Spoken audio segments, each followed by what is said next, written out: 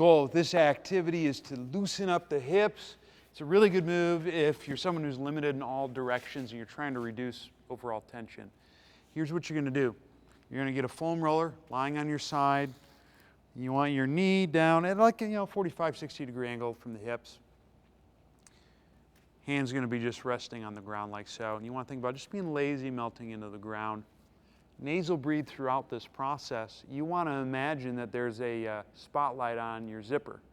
You're going to roll the spotlight down towards the ground and then back up to the start. And I'm not really creating the movement through the leg. It's more so through the pelvis, and it's just the legs kind of going along for the ride. So it's going to look like this when I do it. It's really slow.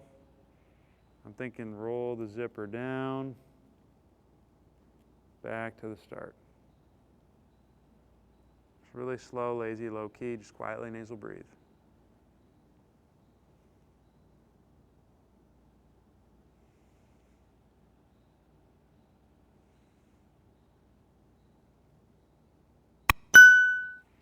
That's how it's done.